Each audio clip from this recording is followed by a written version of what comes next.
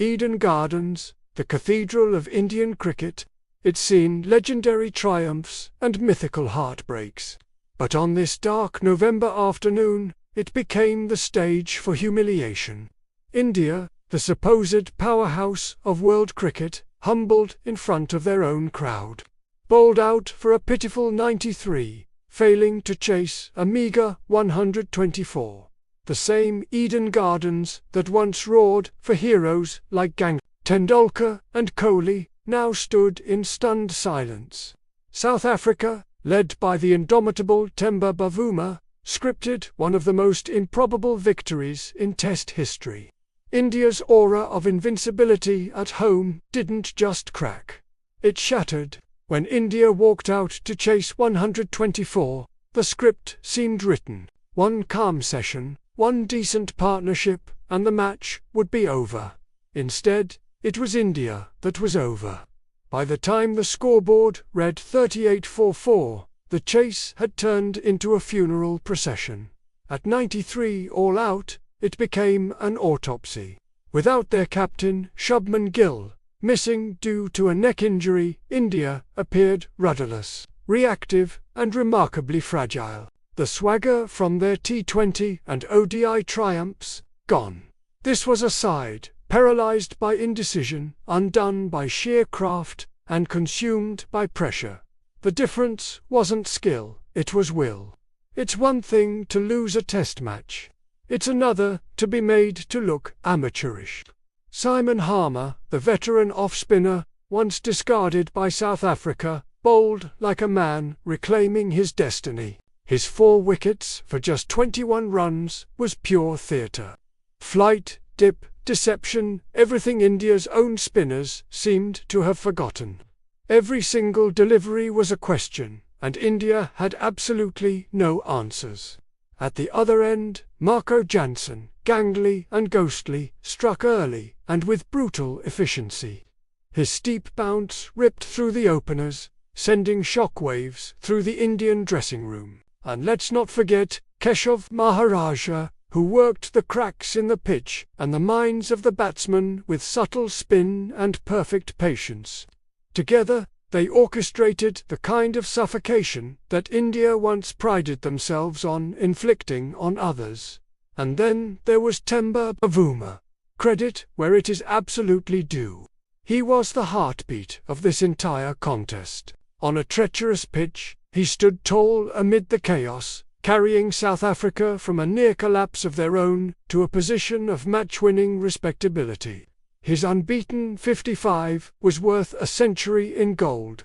He farmed the strike, shielded the tailenders, and found an unlikely, fearless partner in Corbin Bosch, whose 25 runs completely turned the tide. Bavuma's serenity was in sharp contrast to India's desperation. His calm defense and clear mind stood against India's confusion and collapse. This was a captain in command, schooling a team that once defined composure.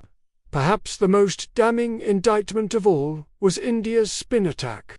Their historical weapon rendered completely toothless in their own backyard. Ravindra Jadeja, who had looked heroic earlier in the match, lost his rhythm and confidence when it mattered most.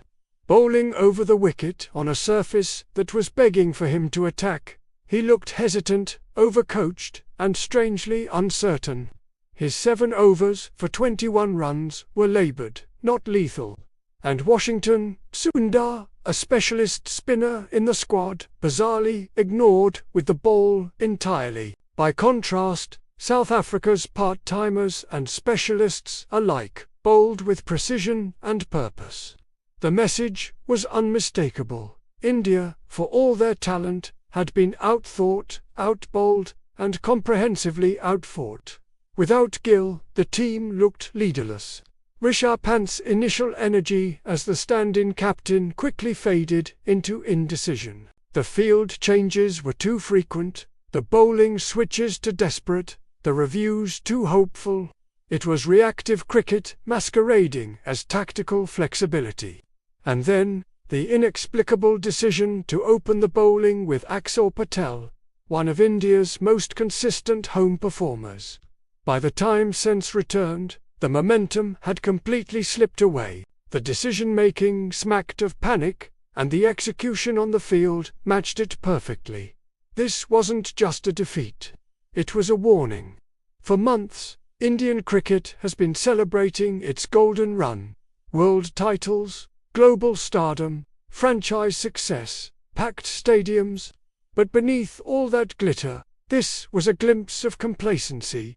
A stark reminder that dominance isn't inherited, it's earned. Every single session, every single delivery, South Africa arrived hungry, disciplined, and united.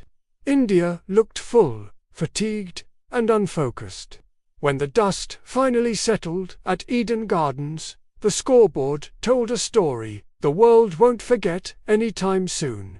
India, 93, all out. South Africa win by 30 runs. Cricket, at its cruelest, is a mirror.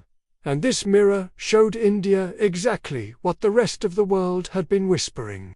They may be kings of the white ball carnival, but in the test arena, the crown is slipping.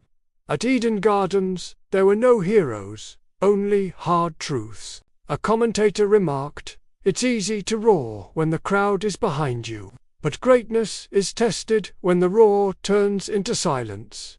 And on this day, silence reigned supreme in Eden. This defeat will stand not just as a scoreline, but as a symbol. A day when India's pride was shattered at home, and a team that once ruled the world looked ordinary again. Thank you for watching. If you found this analysis insightful, please like the video and subscribe to the channel for more deep dives into the world of cricket. Let me know your thoughts on this collapse in the comments below. What went wrong for India? We'll see you in the next one.